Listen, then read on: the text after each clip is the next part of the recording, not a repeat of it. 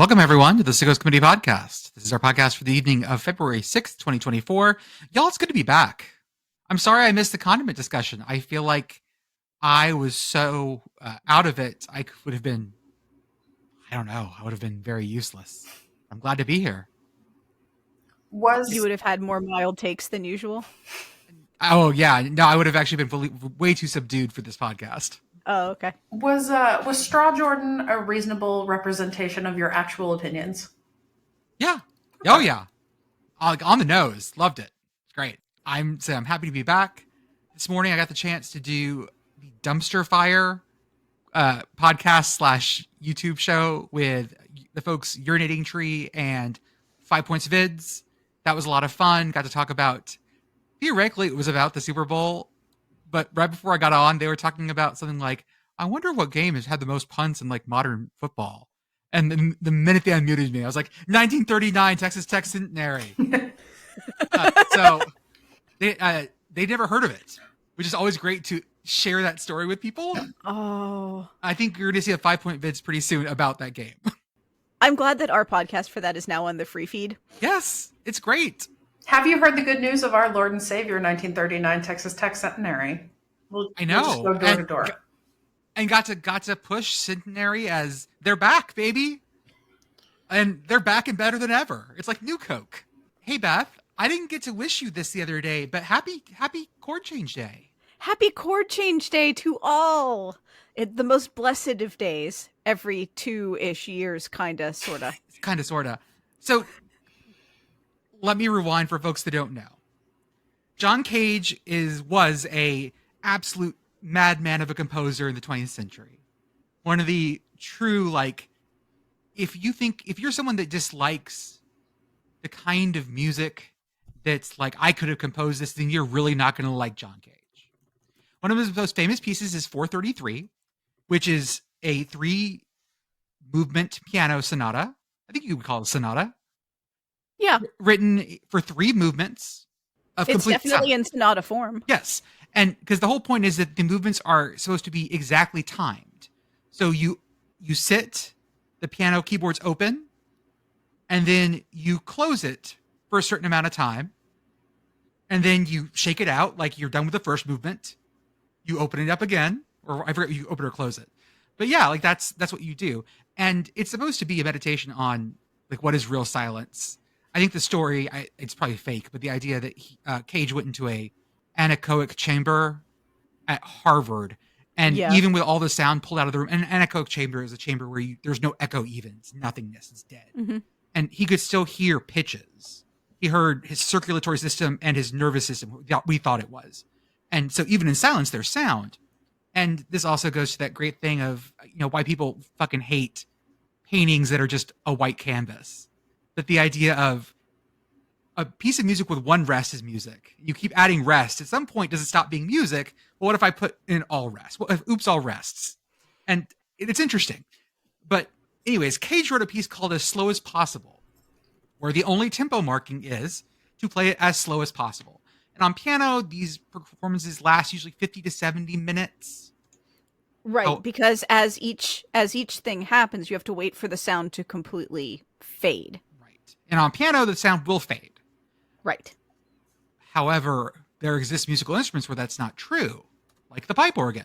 The pipe organ, if you continuously put air through it, sound will last forever. Mm-hmm. And there's a project in Halberstadt, Germany, where they are playing this piece of music. It started in 2001, and they're going to play it until we find the year. They're going to play it for 639 years. Okay. Yes. That's right, because the church was built till 2640. 2640, right. There we go. And so every couple of years, the notes change. And Beth, can you talk about how they change the notes? Because it's so cool. Oh, I love this so much. So typically on an organ, you would change by hitting a different key or changing the registration, but hitting a different key, and so a new note would sound. This is a custom-built pipe organ, and the way that organ pipes work is they go into something called the wind box. The bellows drive air into the wind box, and then the wind box engages certain pipes, and those sound.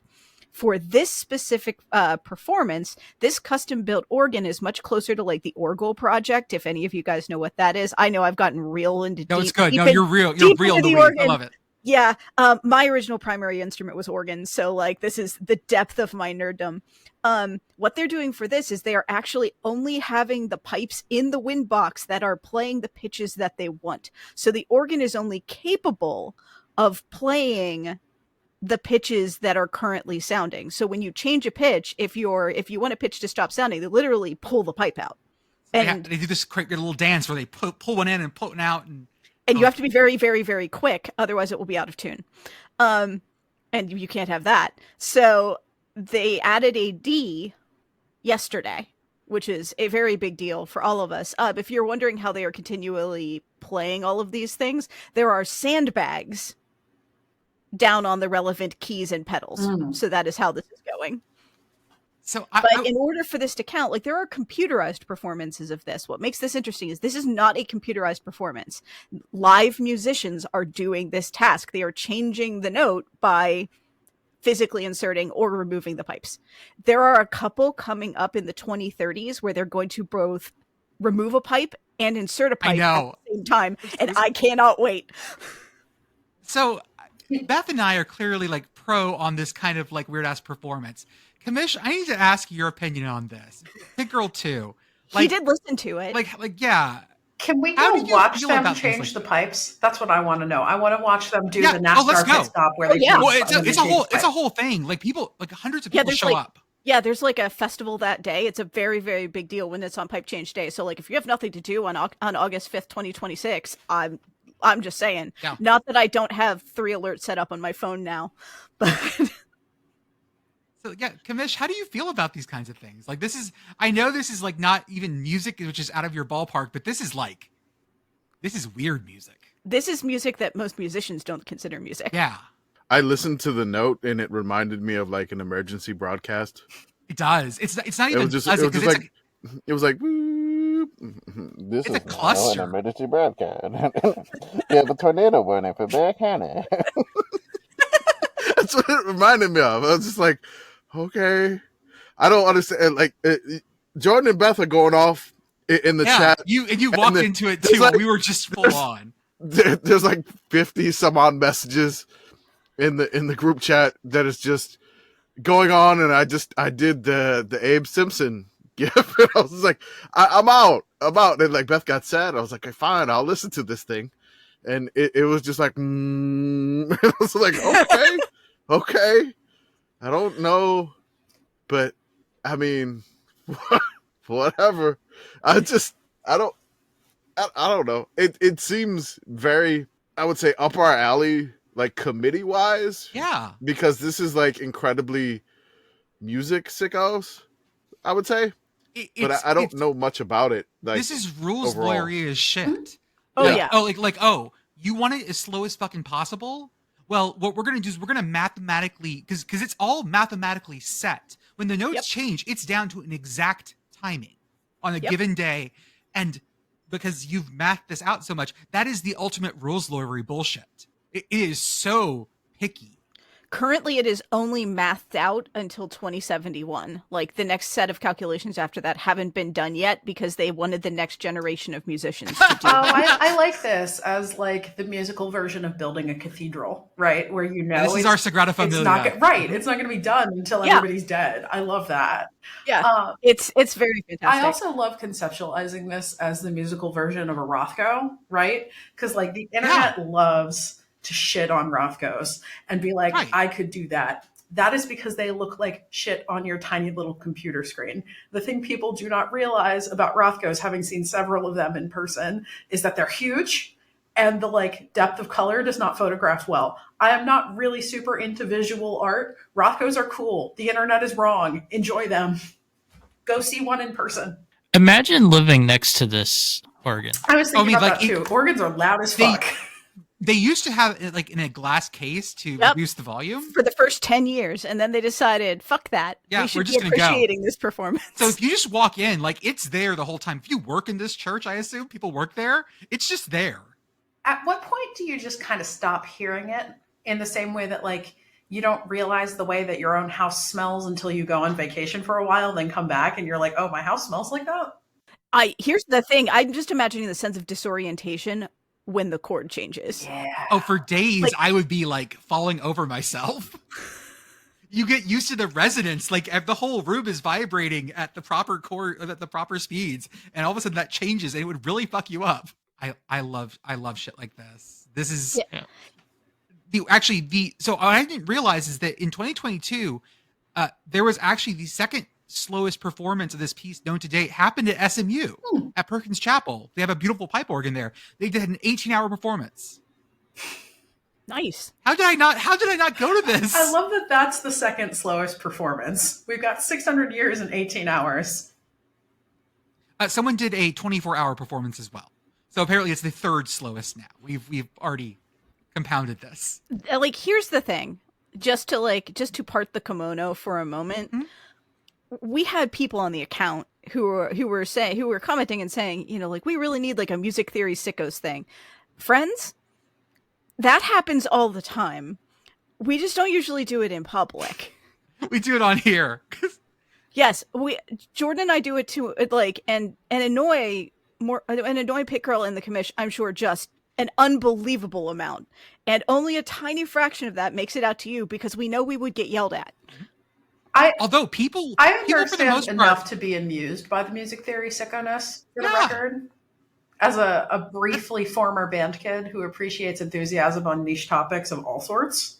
That's the thing, right? Like, it's the enthusiasm you go with here. And it's not me sitting here being like, ah, ha, ha, this is dumb. It's like, no, this is like, this is cool as shit. This is crazy and cool because it is massive and weird. And what more do I want than massive and weird?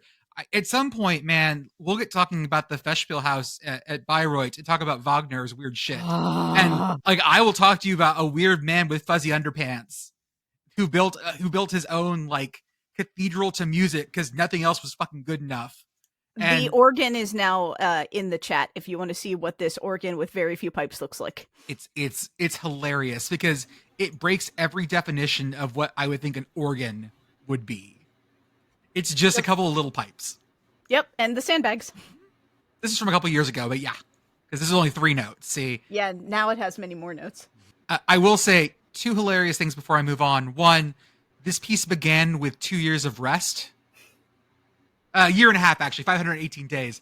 So everyone got there for the start of the performance, and this score is published. Everyone knows what the score is, but it starts with a rest of a year and a half. And then at some point, it was 2013 to 2020. The notes did not change. Yep. That was a 2,527 day hold.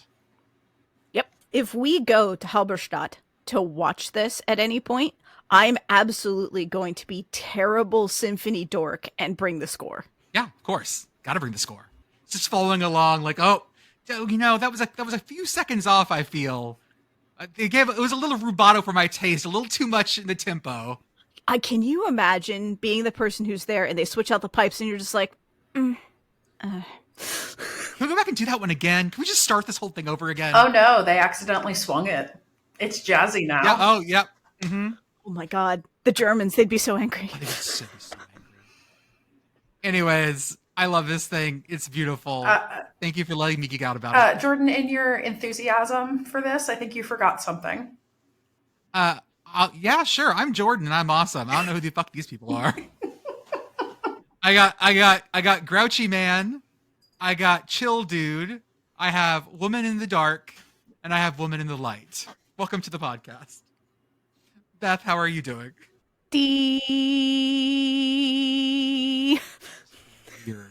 Pitt Girl, how are you? I'm good. I am enjoying my bat cave, as I am currently in the dark.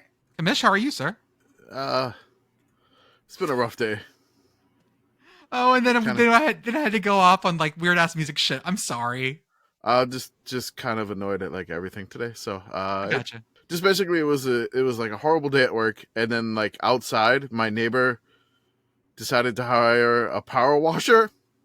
Oh, okay. So it was just like 4 hours of just like I could not turn up my headphones loud enough to drown out the power washing. I'm not mentally in a good mood right now. So let's see how this podcast goes. Maybe We'll lift you you out. could turn We'll lift you out you of could this. turn that frown upside down and yeah. We'll Horns down. absolutely turn that frown upside down. I do want to talk first, guys. So Pennsylvanians, I've never been to Hershey Park. I did not know. Hershey's chocolate. Hershey's I did not realize they have mascots. Hershey's chocolate world. Commish dropped some of them in the chat.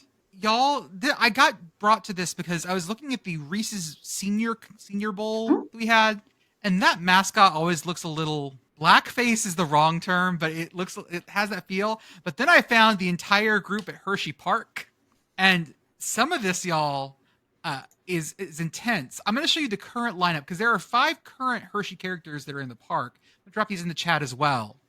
We have this looks AI as hell. I feel like this isn't even all of them. Beth, am I having a Berenstein Bears moment, or didn't there used to be a Twizzler? So I dropped the current lineup in there. There's also a Hershey Kiss. There were many more of these than that, but so I thought there was a white chocolate one at one point, the cookies and cream thing, but I'm not sure. It's been a hot minute. I would like to read. Okay, there is a Twizzler. I'm not crazy. Continue, Jordan. So here we go. The Hershey bar. He makes everyone feel instantly at ease whenever he's around. Hershey's character genuinely enjoys meeting new people and making new friends. Okay, that's innocuous. Let's talk about the Jolly Rancher, who is, you call him the bad boy? Because he looks pretty rad. Just unbelievably 90s. He's bold and bright and always ready to go. Jolly Rancher character is filled with positive energy and loves to share his unique style with everyone. The Kiss. The Kiss looks weird to me because it's just the foil with a woman's face on it. Its eyes are too far apart. That's part of it. A little wall-eyed. Kiss's character, the name is Kisses, by the way, like plural kisses. Kiss's character is warm and inviting with a fun-loving spirit. She enjoys making guests feel comfortable and included when they are with her. We're getting a little like that. All of a sudden, we're getting it's a little too close, a little too comfortable. How about Reese's? Reese's character is full of energy, peanut butter, and a touch of mischief. Y'all, those are 3 very separate things. Energy, peanut butter, and a touch of mischief. Is the energy from the peanut? Is it because it's protein? Would you consider a Reese's cup to be a good because people were like, oh, I need some energy, I'll get a Snickers because it has protein and it has that. Would you consider a Reese's cup to be the same way? It's like a protein snack because it's not real peanut butter. I mean, there's so much sugar in Reese's peanut butter. It's good inside the Reese's cup, as we discussed on the last episode. The jar of Reese's peanut butter is awful. I don't know that really. Just for the moment, I need to distract us long enough to post some of my favorite 90s Hershey's Park mascots, including the Symphony Bar. Yes, it has a bow tie, and the Reese's Nutrageous. Ooh, I love the eyebrows on the Symphony Bar are so good. That's the fancy security bar right there. Yes. There's also let me see if I can find it. Oh yeah, there he is. There is also a Hershey's syrup mascot that has sunglasses, not at all where you would think sunglasses. That makes sense. No, it's wearing them on the head. You know how people do when they don't need the sunglasses and they. Mm-hmm. Sorry, how would he bring those down over his eyes? Yeah, I don't know that his arms reach to move his sunglasses. I don't think his head's too wide at the point where his eyes are. He's too wide. Reese's, by the way, likes the unexpected and enjoys making guests smile. That's also weird, y'all. Maybe the Hershey syrup guy, you know how when really little kids have glasses, they have the headband goggle thing situation? Maybe that's how the Hershey syrup guy's glasses work. I wonder how the Hershey syrup bottle would use the new Apple Vision Pro. Just strap it way over his head, get the extra long attachment. I don't know what this picture with the Twizzlers lady is. I don't know if the lady next to her is cosplaying as the Twizzlers lady. But this is the official picture from the website. This is from Hershey'sPark.com. Wow. Okay. Twizzler's character doesn't mind twisting herself into knots to make a guest smile. Weird. She's entertaining and easygoing. The twist you can't resist. Lots of language about making guests smile in this mascot descriptions. Right. It definitely feels like, oh, We're going to make things extra special and make you smile. And I appreciate that. However, I don't know that we always need that. I have worked at an amusement park, not Hershey Park. I've worked at Kennywood here in Pittsburgh. Mm-hmm. And Kennywood already has 2 mascots. They've had 2. The one is the kangaroo. That's like their main mascot. Mm-hmm. Then they added a second one that's like an arrow, which is like the Kennywood logo. So that's like their logo as a mascot. So then when I was working in the park, they tried to introduce a third mascot, and that mascot lasted like a day before they got rid of him. The reception was so bad that this mascot was called Mr. Fanatic, and he was like, the other mascots that Kennywood had were like costumes, right? Like if you can imagine like someone wearing like a full kangaroo suit, that was their main. But so Mr. Fanatic was just like a yinzer, like he was wearing like face paint, and he had like also like basically he looked like someone dressed up to go to like a football game supporting the amusement park, is the best way I can describe him. And he was supposed to walk around the park and talk with like a real Yinzer accent, like say all these like things about Kennywood. The reaction to that was so bad, so negative, that after one day, like I was working in the park that day, and they like did this like big unveiling right near the rides I was working on. I never saw him again.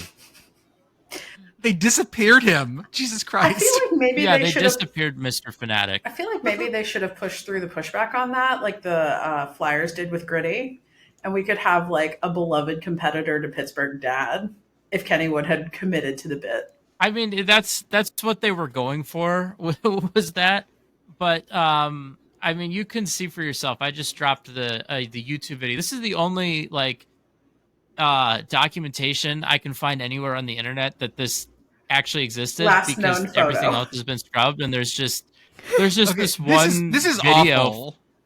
There's this one video from WTAE Channel 4 of Mr. Fanatic at the unveiling. And this video, again, this is like right next to the rides that I was working on. But yeah, one day only, Mr. Fanatic, Kennywood mascot. Wow. I did also drop Mr. Nutrageous. Why is his face like that? Hi! I'm Nutrageous. I'm Mr. Nutrageous. I have a wasting disease. Like all of the chocolate mascots are a little concerning in the face for whatever reason. I think some of it is that they're like their smiley, their cheeks are just so pronounced. It's like it is great cheekbones, great face structure. Yeah, it's a little concerning, but Mr. Nutrageous is particularly concerning. I will say, out of all of the Hershey Park mascots dropped in the chat, some of which I remember from my childhood and some of which I don't, my favorite of all of these is the Icebreakers mint tin.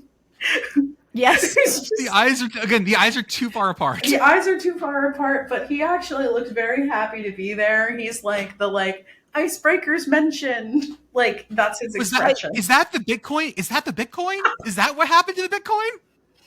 I kind of love the payday bar because it in my head it rings as like the ghost of Purdue Pete. Mm-hmm. I see the vision. When Pete went on to the other side. And why is the payday bar wearing a hard hat anyway? He's the working man. It's the working candy bar. I assume this was right after 9/11 because, the York Peppermint Patty's holding the American flag. We were all trying to get across here, how patriotic we were. Okay. Welcome to our football podcast. Yeah, okay, fine. We're like so 25 I guess minutes in, it's fine. 25 minutes in, I will steer it towards football. The first thing we have is there was a Bill O'Brien alert. Do you know what Bill O'Brien was doing last season? Only because we discussed it on last week's podcast. I still think it's a good test to see if we remember what we talked about 2 days ago. Yeah. Well, I mean, the Bill O'Brien alert is what we created because we didn't know what happened with Bill O'Brien. Right. We need to develop what is he like doing? Like, what is Bill O'Brien doing? He was with the Patriots last year. I mean, he was first in the AFC South for a long time. People forget that his tenure in Houston was not awful. Sure, they went 9-7 a bunch, but they won the division. That was enough in the AFC South. It's his trouble started when he decided to be the GM too at the same time. Yes. That basically did not work out. And then he went to the Wayward coaching school with Nick Saban and became the offensive coordinator. And then he left to be the offensive coordinator and quarterbacks coach with the Patriots this year. Then, we found out and discovered on the last podcast, that he actually became the offensive coordinator at Ohio State.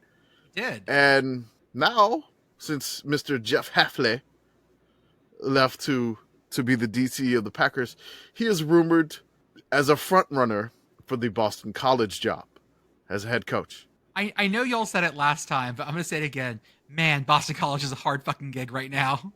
Good God.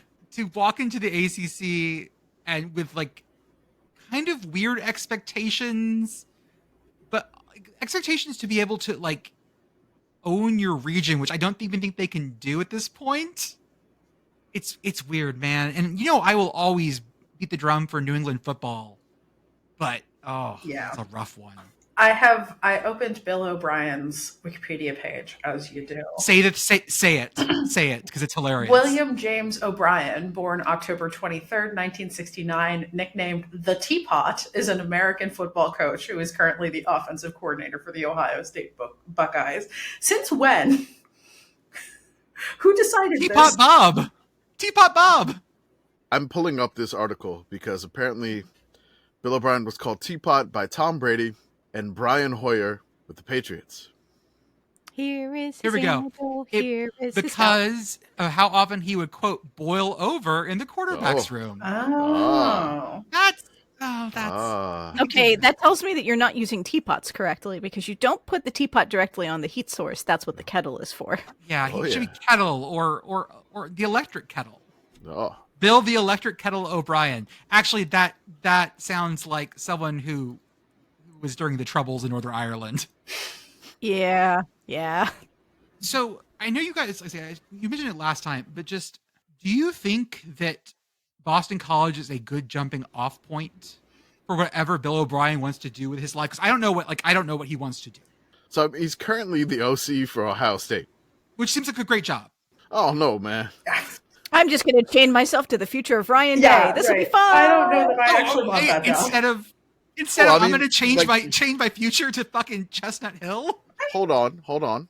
Let's look at Bill O'Brien's strategy here. OC for Ohio State. Things go wrong. Ryan Day is gone. Interim head coach Bill O'Brien of the Ohio State Buckeyes. Mm-hmm. Okay. Take the BC job. Huh? Is there a buyout for that? You should get a buyout for being interim. I like that. I don't think so. I mean, I think you'd probably renegotiate if you're named interim. Bill O'Brien went to Brown? Huh. He's an Ivy boy. I mean, the teapot. Suddenly, I like him a lot more. He's one of my people. I like the cut of his jib. Don't look at me like that. Dartmouth basketball is fucking liberating the masses here, and y'all are giving me shit. Yes, Dartmouth basketball, voice of the working man. So someone said that they ought to be careful because at 5 and 13 they could get fired. Just remember, you don't have to be good at your job to form a union. You just have to have enough people. I mean, true. Yes. It's not everyone's giving them shit, but it's not about being good at your job. It's about working together. I agree because, referees have unions. So, yeah. There you go. So, yes, the teapot, and I don't know, man, like PTI, like Pardon the Interruption, did a segment. Mm-hmm. They were like, yeah, you can do some good stuff in Boston College. And I'm like, are you sure? And I'm like, it's so hard. I feel like they are unduly biased by the fact that Tony Kornheiser was there when Flutie threw the Hail Mary. Mm-hmm. Yeah, and so he forever has good vibes about Boston College. That's what, Kornheiser thinks. But I think BC could be like a perennial bowl team. Like, Fenway Bowl, which I said wrong last time. I said Pinstripe Bowl. But, they can make a bowl game played on the baseball field almost every year, I would say. That's something BC can do. What is the high water mark at Boston College? Like a really good year. So what does that look like? The B ceiling? The B ceiling, yes. Okay. I could See, All right. Our new Boston College podcast, B ceiling. so now that The B ceiling. the B Sorry. ceiling, I think now that divisions have gone away, is potentially doing like what Pitt did in 2018 and figuring out a way to fall ass backwards into the conference championship game and then getting nuked by Clemson. But it's kind of harder to fall ass backwards into a conference championship game without division, so it's a double-edged sword without there. divisions, yes. You kind of need the divisions there, or just a bunch of chaos and crabs in a bucket. And the ACC is known to do that, and they've added some schools that are from the Pac-12. They've added crabs to the bucket. Two more crabs. They are Pacific crabs, but they're like has the brought up freaky ones the with floor the of the really bucket. long legs. That's right. That's right. I love that show. That girl's a great show. BC could like have a Wake Forest moment. There's no real reason why they couldn't have a Wake Forest moment.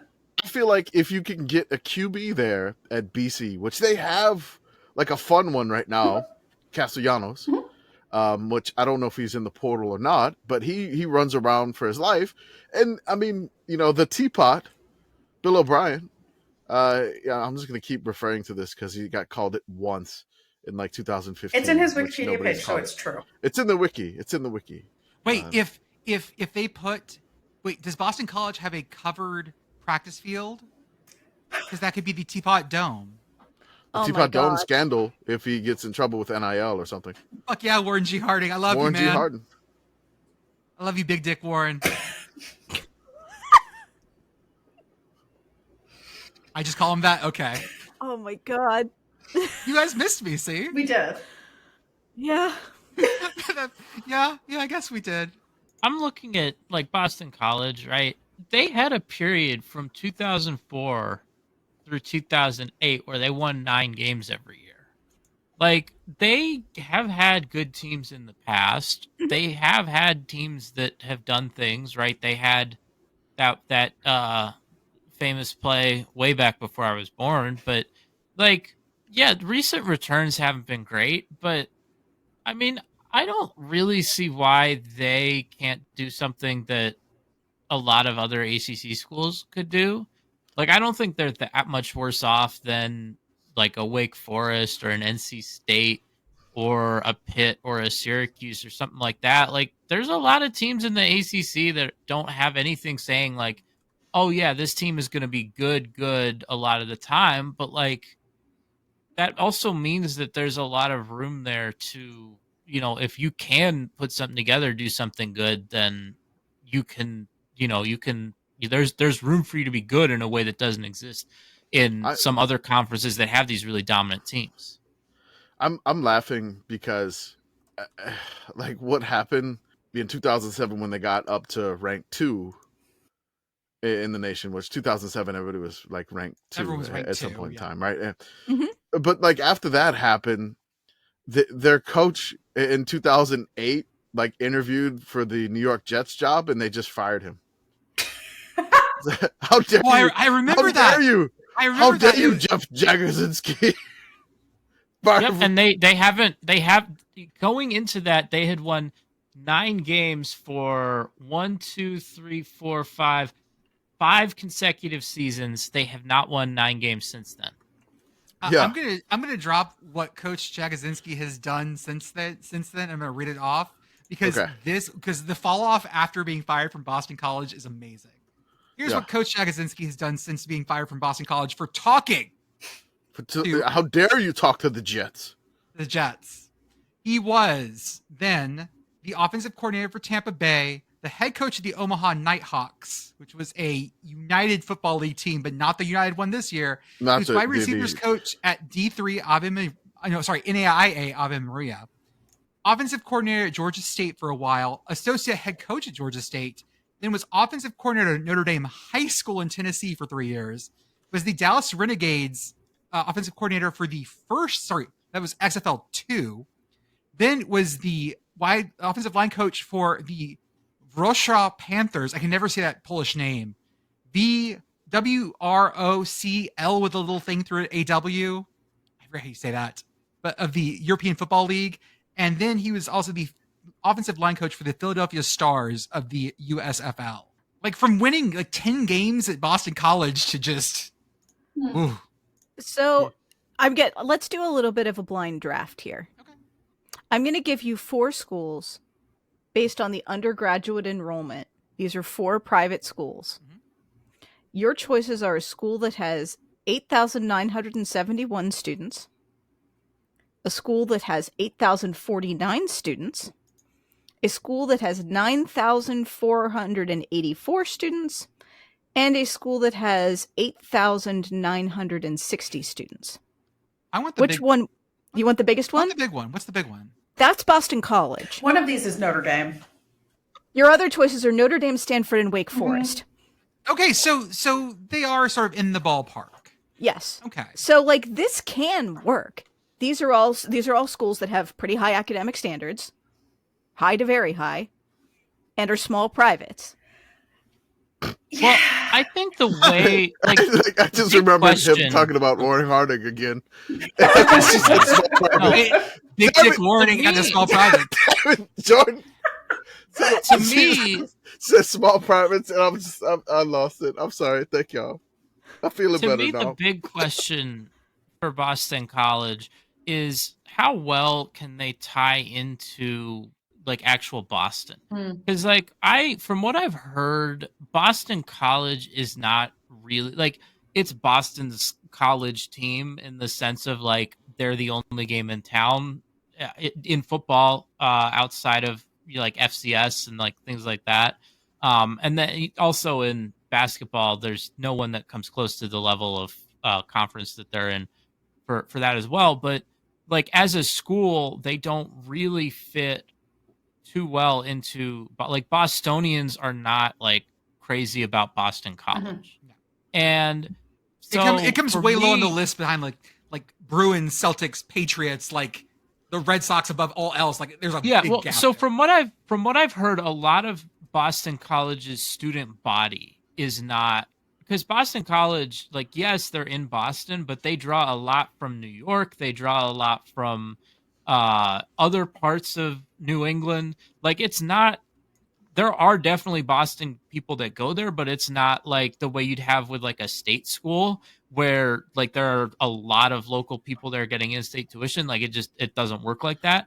And so my question is just like, can they figure out a way to broaden their appeal and be more of a like Boston team? Because I think the biggest opportunity is like they're the only power conference team in all of New England. Mm-hmm.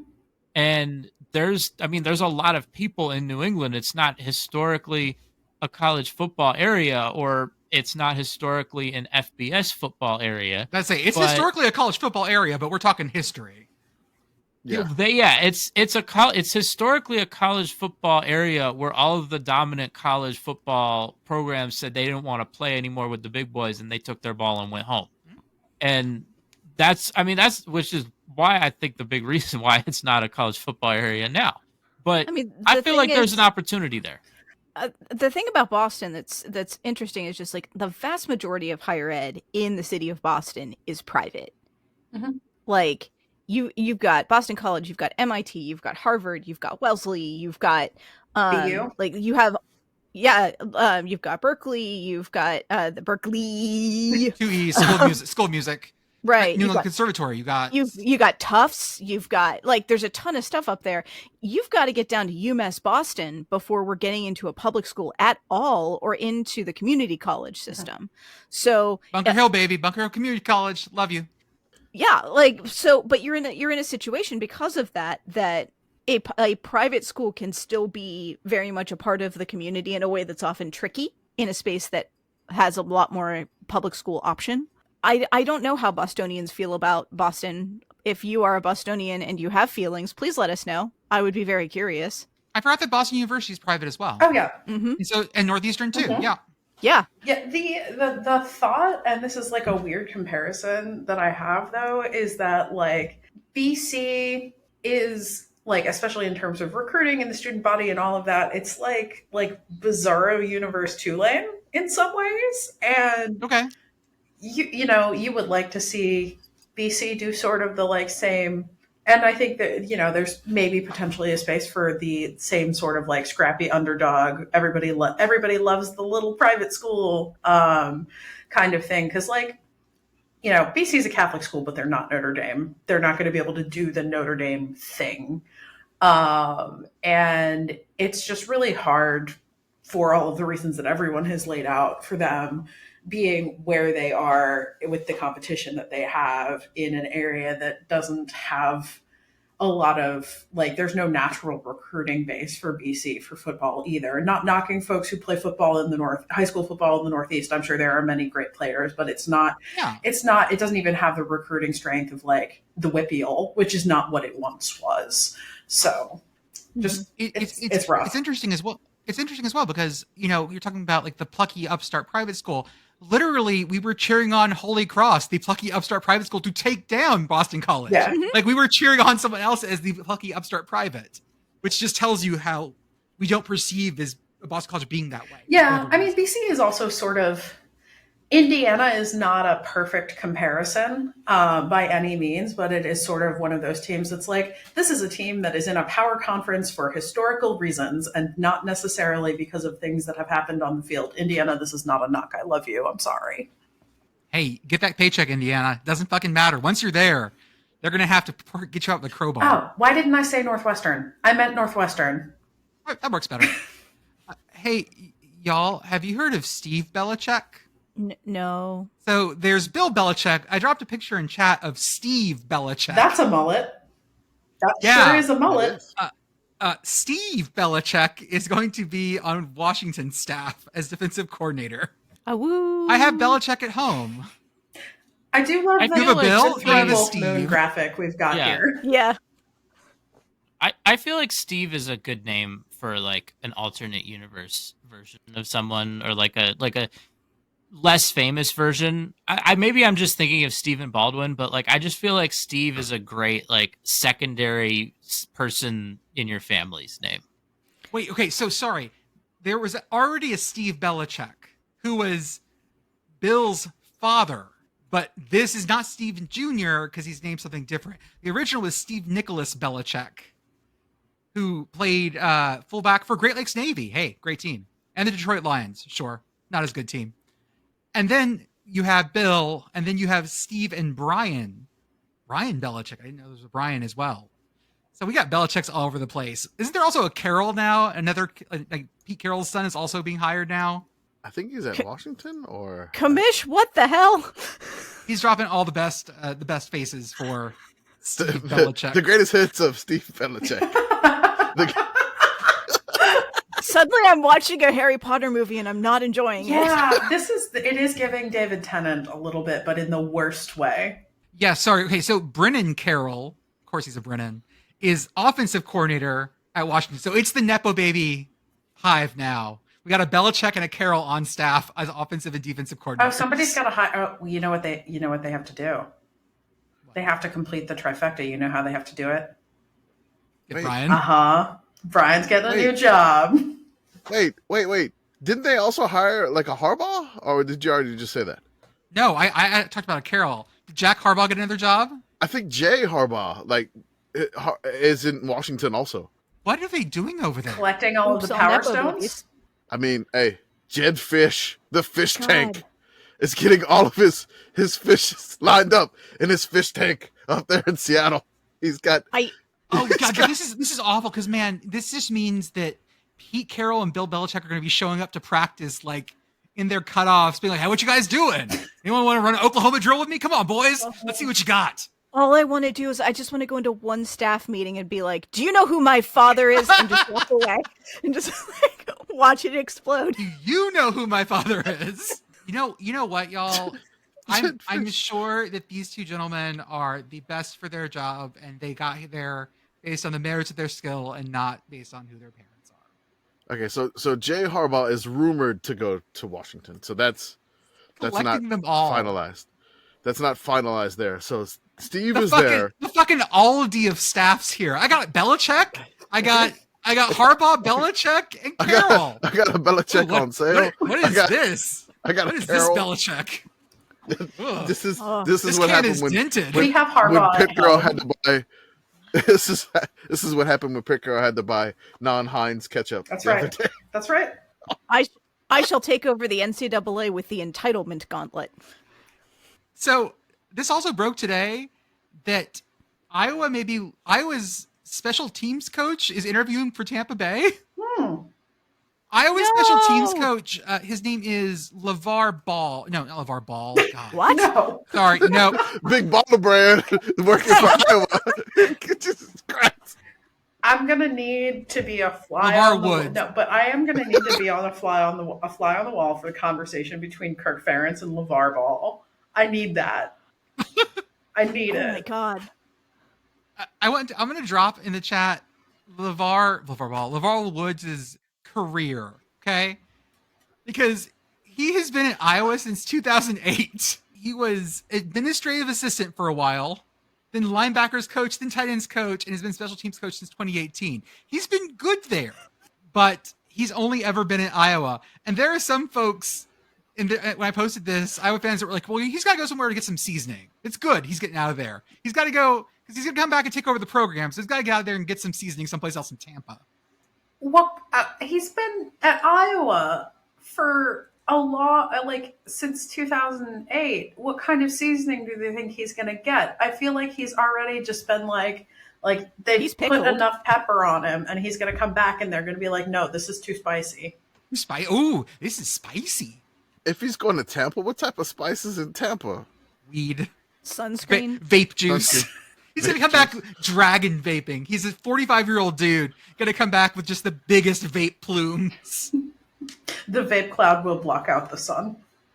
And then, of course, I mentioned it earlier, but the Dartmouth basketball team went to the National Labor Review Board and was like, hey, we'd like to be a union. And the local labor review board, I think out of Boston, said, yep, you have because Dartmouth has the right to control your work. The players perform work in exchange for compensation. I find that players are employees, which, ooh. What's wild about this is, so whenever you deal with the National Labor Relations Board, that's what it was. The NLRB is an extrajudicial process. So there's no, we're taking this to the Supreme Court. Nope. This has one level of appeal. It goes to an NLRB judge who either says yes or no, and then it's done. And NLRB rulings are by their nature national. So this has potential, it's hilarious to me in a weird way that this is getting so little coverage, because this has the potential to be a much bigger deal than NIL, a much bigger deal than the transfer portal, because once you get into we're signing contracts and we're employees now, things like NIL and the transfer portal get very blown up very fast, because this begins to operate very differently. Also, always remember that the entire reason that the NCAA exists and the entire reason it has always existed is to keep from paying workman's comp to injured athletes. So I feel ways about this. But yeah, this could be very interesting. I think that people aren't covering it as much because it is harder to draw a one-to-one line that isn't just and the whole system implodes. Because the minute you start extrapolating out, and I'm not a labor lawyer. I've never claimed to be, but this is, what's also interesting is that Dartmouth doesn't do athletic scholarships. Mm-hmm. So the compensation is slightly different here. I don't know. It's bizarre. This is crazy, and has the potential to blow up. The Ivies have some of the weakest cases to be deemed as employers. If this is one of those things where if the Ivies are going to be called to account on this is big trouble for everyone else, because it becomes very difficult to argue that other college athletes are not employees. So we will see where this one goes. I think the other reason this doesn't get covered a ton is that NLRB stuff is very arcane to try to understand. It's very much an insular system, and there's a few people who do great reporting on it, and there's a lot of people that are I don't know, man, way above my pay grade. Yeah. So that has stopped me from tweeting about it, just because I was trying to describe this to someone the other day, because some of the kids that I teach were asking me well, do you know all this stuff? I was like, man, when you start learning a lot of stuff, you learn to know when to shut up, because you're out over your skis real fast. Yeah, I'm not gonna sit here and bullshit about things that I have no clue about. Yeah, I know like a little tiny bit, and we're gonna ride the Dunning-Kruger effect to hell on this one. Like, I know how little I know, and even what little I know makes me go, huh, this could be real fun. Before we get on to our what should I watch, things that I should watch, or what should we call it? What is coming up and why should I watch it? Wiscoozy. Wiscoozy. Wow. Wiscoozy. Wow. Wow. WICUAWSIWI. It reminds me of, I love the movie Eurotrip. It's one of my favorite, like, random 2000s movies. And I think it's Fred Armisen as a really horny Italian dude just going scoozy over and over again. It's a great movie. Everyone should watch Eurotrip. Scotty doesn't know is a banger. Scotty doesn't know is a banger. Thank you. Some of the things we have going on, as always, for $5 a month, you can join our Patreon and get access to our Discord. You get to talk about, just during the week, all of our projects. You can come and yell about whatever game you're watching, or you can come holler about literally whatever is on your TV. We got folks that are into racing. We got lots of folks who are so deep into college basketball right now, or professional basketball, or hockey of any level. And there's a Super Bowl thing going on that people apparently care about. So yeah, there's that. You also get access to our paywall Substack posts as well. We also have our merch store, which now has our safety alert sticker and our Ladies is Sickos sticker. That's at sickoscommunity.org. Is it not up yet? The Ladies is Sicko sticker is still not up. I still Okay, that's have fine. not gotten a chance to get to it. Well, but it should I be bet- up. I bet by It'll the time we probably be up by post, the time this podcast comes out. Let's hope. And if it doesn't, you'll just have to track me down in person next year during the football season to get one. Yeah. if you catch her, she's like a German troll. If you catch her and say her name, she has to give you things. Backwards. Backwards. There we go. Hiteb. So I was picturing her more like Meowth, where you catch her and then like the coins come out. Coins just pop out. But stickers Like instead. she's like a fucking question box from Mario. If you get her once in the gut really well, coins just pop out. We also have our YouTube channel. You should subscribe to it because we're actually going to have things on there pretty soon. We have a project we're working on with someone else. Follow our Instagram because why not? I'll take pictures of food on there. People like that thing on Instagram. We also have our Substack where we're doing our best seasons of all time for teams who are no longer exist or stopped having a football team. I'm killing it. We also have something coming up we're working on called the Prairie View A&M Chronicles, where Commish and a friend of the podcast, Blue from Feed Your Mascot podcast, and a bunch of other folks are working on the history of Prairie View A&M and the decade that they did not win a football game and all the stuff that went along behind it. Feed your last time he said that. He said feed your podcast mascot on the podcast last time. Yes. Yep. It is important to feed the mascot, though. Don't let the mascots be hungry. Yeah. We love our message board geniuses, folks. They go to the places that we refuse to go. There was some really weird stuff this week about Iowa basketball that I'm not even going to touch. People are awful sometimes, and they post in public for some reason.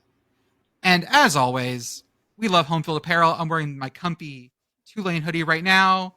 I see. What is that? It's the basketball guy. Home field? It's the comic. Yeah, it's the home field basketball guy. And this got me through my flu, and I think the Tulane Green Wave healed me. I can't prove that, but hey, I'm on Twitter, so I can say whatever I want about medicine. It's fine. The Green Wave is medicinal. Yes. Is that why the yellow/green Gatorade is healing? Is that how that works? That's how it works. It's prescription strength Gatorade. That's Ooh, right. I like that. For my compounding pharmacy. Oh my god. God, don't make me remember organic chemistry. Oh yeah, no. So if you've never ordered from Homefield before, use offer code yes, yes. That's 3 ha's for 15% off your first order. And we have our Sicko showdown. Good. Listen, don't be idiots about the code. All the rest of us, I'm sure, have code regrets because there was once a time when we made our first order on Homefield, and we used the code and we didn't buy enough stuff. Load up. This is one of the best codes you're ever going to get. Just go for it right now. Trust us. It's a good idea. And we have, of course, our Sickos shirt showdowns, which are back for college basketball. This week, women's basketball, UConn versus South Carolina. It's the angry Gamecock shirt with the cartoon Gamecock face, which I absolutely love. Yep, the face that Beth is making is the one that's there. And then for men's basketball, we are out in the Mountain West with Boise State versus Utah State. We're going to talk about the Super Bowl. The big game. It's a pretty good owl. I don't know if it's superb or not. Superb owl. Did you hear about they didn't say who it was, but one of the Chiefs players got mauled by a coyote? They didn't say Chiefs. They said someone. Apparently, he got mauled. He got attacked by a coyote out at Lake Las Vegas. That's why you don't stay off the strip. Because there's coyotes. Because there's fucking coyotes in Vegas. Can we just real quick? What are the teams in the Super Bowl this year? For definitely not for me. For our listeners who might not. Well, we have the Fighting Taylor Swifts and some other guys. And Joe Montana and friends. And the Brock Purdy's. Mr. Irrelevant. Mr. Iowa State. The purdiest Brocks. What team is that? I don't know what team Brock Purdy is on. I assume he's not still on Iowa State. The San Francisco 49ers. The San Francisco. Actually, no, Iowa State made the Super Bowl. I'm really pleased to inform you that the Iowa State Cyclones are in the Super Bowl. They're actually replacing the Lombardi Trophy with the Cyhawk, and I couldn't be happier. Love it. So the coyote and player is apparently it's false. Like the cops are saying that it didn't happen? Lame. I'm just imagining somebody who's in the middle of going through the rabies series trying to play in the Super Bowl. I can't trust. It was like Las Vegas News on Twitter. I can't trust them. What do you mean? It's a blue check. You can't trust a blue check. Can't do it anymore. It says Henderson police have shut down claims that an NFL player was attacked by a coyote in Las Vegas with the Super Bowl in town this weekend. But this seems to be... Like, I have, a source that's called the U.S. Sun. I'm like, I don't even know if this is correct. And then I'm looking at another source, and, it's just... Google's just, really horrible at this point. I am trying to, figure out if this has happened, but there's necessarily... It just says Las Vegas locally. That is just... no, I can't. I can't buy it. No, it's all awful. This is... I was following someone else. I want to say it was... the guy who does Defunct Land, which is a great YouTube series if you've never watched it. The guy on Defunct Land was on Twitter saying that he found something on Bing more easily than Google. And holy shit, we have lost, because Bing is great for porn. That's where you want to go for porn. It's really great to search. God, but, what? Yeah. Honestly, I respect it. If you're just getting your butt kicked in the search engine games and just being like, well, we know what. This is our trump card. Yeah. We know what people want here. Yeah. It's pornography, and they're good at finding it. But but apparently they're good at finding other things now too. AI, man, what can I say? Alexa, play Capitalism. Avenue Q. Uh-huh. Yes. It's really, really great. Man, Jordan, you're very horny tonight. What's going on? Guys, it's been a day. It's the Gatorade. It has the Gatorade. It also it's paying those. It's revitalized him. I'm back, Jerry. I'm back. It's paying those fucking tolls to get down to Dallas.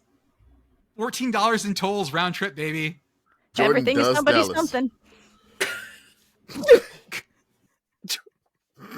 So yeah, the Super Bowl is coming up. Is between the Chiefs and the 49ers. This morning on the Dumpster Fire show, I predicted a score of I'm feeling 22-0 with the Chiefs winning. Because I thought that was cute, and I was the first one on that day and could still make that joke, which is nice. What are some of the other weirder bets you've seen, Commish? So my favorite thing with the Super Bowl, which is I like to see just what weird prop bets there are, which, the prop bets are very, very... there's a lot of eyes on the game, and they want more betting action. So technically, you can bet on, every single thing that goes on with the game. Whether the national anthem goes long, whether, the coin flip is heads or tails, you get a chance to bet on things that are just very weird. So I love the prop bets because these books will just throw out crazy random bets, and you just have passionate opinions about that. What my friends and I used to do, we used to do something called petty bets for the Super Bowl, and we would just hey, just bring a bunch of ones, and we're going to do petty bets throughout the game. Stupid things hey, the next commercial is going to be this, or the next play will be a run or a pass, and you just be exchanging dollars throughout the game. So my favorite thing for this is these weird prop bets. So it's just bets you really can't do any other time because, essentially this is the last game of the year in the NFL. There's other football, and we'll talk about that later. But you can even bet on the official viewership of the Super Bowl 58. You have an over-under odds of over 116 million viewers. Over under that. The current Super Bowl viewership record was last year when it was 114.21 million viewers.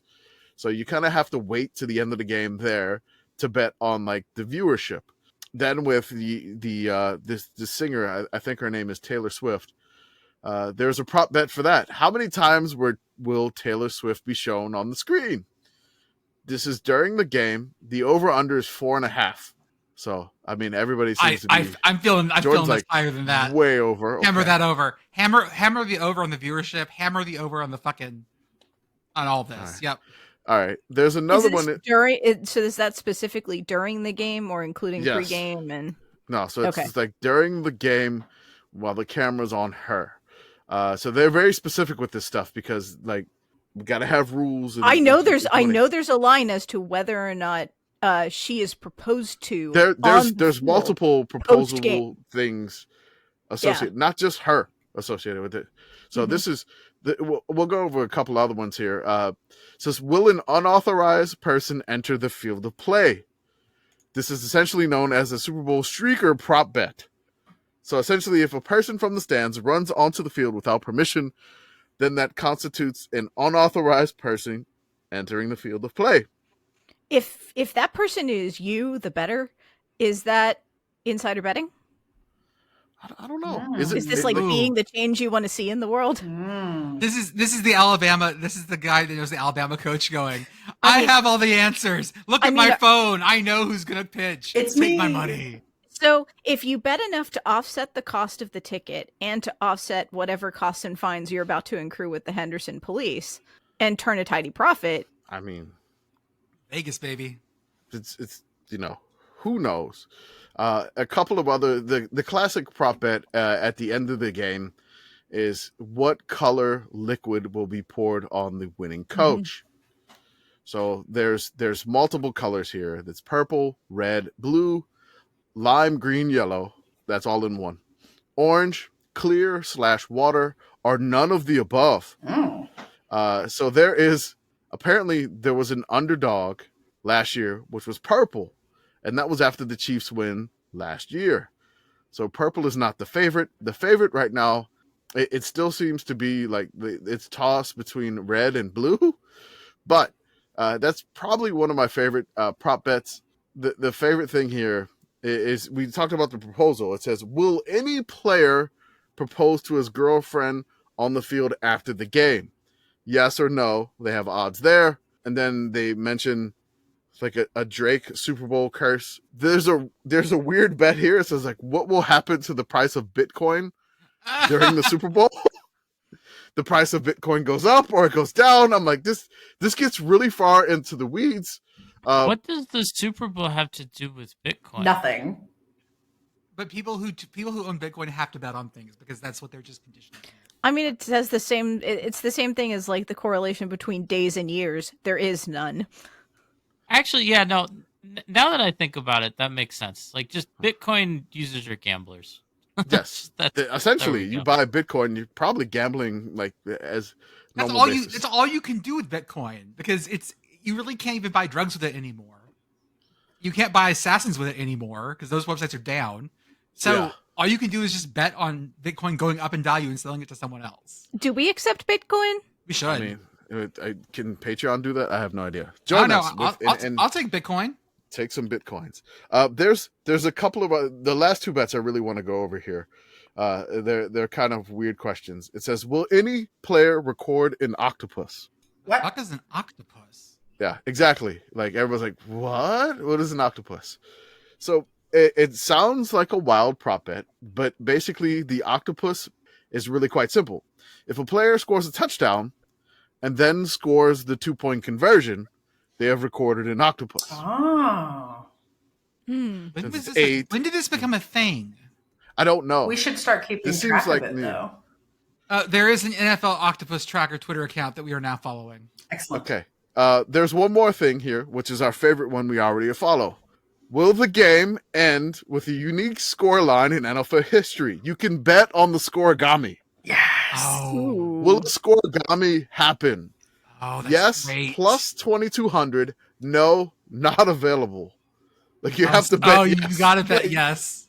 So with the Super Bowl 58 scoregami odds suggesting a 4.3% chance, it is unlikely we will see one in Las Vegas. Having said that, the scoregami odds are plus 2,200, are worth a sprinkle at bet.us, I believe. So the last scoregami was in 2014 when the game started with a safety snapped over Peyton Manning's head. I remember. Oh, love it. And the Seahawks won 43-8. The most recent scoregami this year was in December. It was on New Year's Eve. The Ravens won 56-19 over the Dolphins. So maybe. But those are just some of the fun prop bets that I like to look out for. There's other ones involving like what commercial or who will like get shown on camera first when Post Malone sings "America the Beautiful," which that's the thing that's happening. That's the thing that's happening. I remember. Yeah, that's something that's happening. Thank you, Super Bowl. Ooh, is Las Vegas. Reba going to get over 90 and a half seconds? Yeah, so there's a lot of different prop bets, and those are something that I like to entertain myself because I mean it's the Super Bowl. It's not necessarily a sickos game. I don't necessarily bet, but it's just fun to know. And just like, hey, if you're having a party or something like that, the betting line here is you got that. And then we would do those silly petty bets where we throw dollars at each other when we would have Super Bowl parties back in the day. Commish, I am mad at you. Why? Because you paused for a long time after you mentioned the octopus, which meant I looked it up on Urban Dictionary, and now I'm stuck with that in my head. Oh no. Okay. I also I will have to look that up. I mean, maybe don't. I was No, also I owe it to looking Beth. at the octopus. I have to do that. We can just drop it in the podcast no Discord for the Patreon. No. Nope. You're gonna get us killed with the mods, all right? Nope. We are the mods, and we're together. Yeah, let's not do that and say that we did. No, very no. But I was also looking at the octopus, not on Urban Dictionary, because I value my eyeballs. You are smarter than me. This is a well-known fact. There is no college football octopus tracker on Twitter. So CS-minded listeners, that's a thing that would be cool. We will follow you. We'll follow you. Gotta call it something different, like the squid. No, it's No, an octopus. that's Well, it's 10. octopus because it's 8 points. Yes. That's why it's an octopus. Yeah. It's 8 points. Why did it take you this long? Jesus Christ, man. We've been over I didn't realize that Anakin didn't like sand because he lived on... I was going to say Arrakis, wrong planet. He didn't live on Dune. Close. Tatooine, same thing. We're going to start up one that's just called, like, the Pentapus, and it's for people who score a safety and a field goal in the same game. Pentapus sounds so worse. I don't know why. Yeah, especially after reading Urban Dictionary. So me and Beth were here now. Yeah, Commish, I saw your face. Definition... I assume you were reading Urban Dictionary based on that expression. The first definition was okay. I thought it meant something else, and then I saw the second definition. Yeah. And I was like, oh, okay. That's fine. I did not need to know that. I'm sad now. Is there like a rural dictionary? Just like everything's like super wholesome and old timey. Rural I'm looking it up. Dictionary. I can't hear rural without the fucking Rural. 30 The Rock Roger. joke. The rural Roger. juror. The rural juror. Oh, it's the rural juror. My kid's working on his R's right now. And like, There's literally actually a killed me. definition on Urban Dictionary for the rural dictionary. It's a website link that just redirects you to the Urban Dictionary. Probably a reflection of Urban Dictionary's sense of humor. Yeah, that's pretty much it. The rural dictionary. Anyone else have any Super Bowl opinions? Everyone excited about the new Taylor Swift album? The Dead Poets Society, what's it called? Dead Poet Society. What? I am interested to see what the genre of the new album is, given that Taylor has been reinventing her sound with every new album for a while now, not including Folklore and Evermore being twins. This looks like an introspective one. It does. I think it's looks like going to be like not like Folklore and Evermore, but like sort of We're not going to have a shake it off on this one. No, this is going to be some like Jack Antonoff shit, but not like Midnight's. By the way, Commish, the album is called The Tortured Poets Department. I was close. Okay. I was about to get on my desk and go, "Oh, Captain, my Captain." There's it's gonna be unlikely some, that I'm big mad about Joe Alwyn in this album, so get ready. So there's no chance of me teaching this one to my junior high marching band, probably. I don't know. There might be a good banger on here. I mean, there is one. This is your slow piece. This is your ballad. You don't give a junior high marching band a slow piece. What are you, high? They have also, Taylor has released the like track list for this, and I believe that there's a Post Malone feature, and there is also a song called Florida, 3 exclamation points featuring Florence and the Machine. So you never know. I do like the piece called "I Can Fix Him." Parentheses, no, really, I can't. That's that is some Lana Del Rey shit there. Yep. There's also one piece on here called "A Piece," because you can hear I'm a musician, called "The Smallest Man Who Ever Lived." That one's going to be a banger. Man, y'all just be like listening to that. How I will just be over here listening to music. This is reaction. We got to do reaction content now. That's what's big on Twitter. Commish reacts. Do I need to like show like my face with like a reaction? No, we'll get you one of the Arthur. What's it called when you do an anime character over someone's VTuber? Yeah, Commish is a VTuber. That's not what we're doing on YouTube, by the way. It is now. Not yet. Not yet. Okay. Not yet. Well, I mean, we don't want to show our faces because we have to stay inconspicuous, incognito, so to speak. Yeah, we are. We got to keep the mystique. Podcast incognito mode. We're a committee. We don't need to be seen.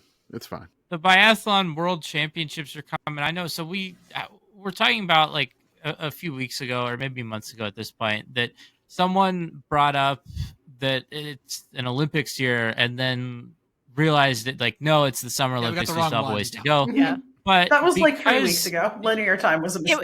It was me. I'll own my mistake. It was all of us. I was with you. Yeah. Well, so we may not have the Winter Olympics, but a lot of the Winter Olympic sports have their own like world championships that they will have on the other side of Olympics. So like, oh, we're not doing the Olympics, we'll have the world championships kind of opposite that. So biathlon does that. Biathlon has world championships every year. There are not Olympics. So 3 out of 4 years they have a world championships. It basically functions the same as the Olympics in that it lasts for like 2 full weeks, and they contest every single race that they do. I am just going to run down some very basic things about biathlon. So the Biathlon World Championships are in Novo Mesto, which is in it's not the Czech Republic anymore. I forget what it's called now. Czechia. They like changed Czechia. So that's where it is. Typically, these are always held in Europe. Biathlon, the athletes are mostly European. The countries competing are mostly European, but there are some countries from outside. That's the flag, by the way, of the town it's in. Ooh, knives. Yeah. 2 knives. It's in Moravia, which, oh, by the way, also Moravian flag, Moravian seal, one of my favorites. It's the checkered eagle. It's like Croatia eagle, and it's wonderful. Oh, Pizza Eagle. I love that one. It's giving Maryland. It does. It has that vibe. Also, funnily enough, Moravia, I believe, is where kolaches actually come from. They're Czech, but I think they're technically Moravian. Someone out there will tell me if I'm wrong. Okay, so the way that you watch biathlon, it does vary from country to country. There are some countries that have their own TV broadcasts. The U.S. actually used to have their own broadcast of biathlon back when the Olympic Channel was still a thing. Oh, yeah. And then when NBC shut down the Olympic Channel, they took those over to Peacock. But then NBC just like let the rights lapse. They did that for a lot of the sports that had been on the Olympic Channel. They just stopped covering them, basically.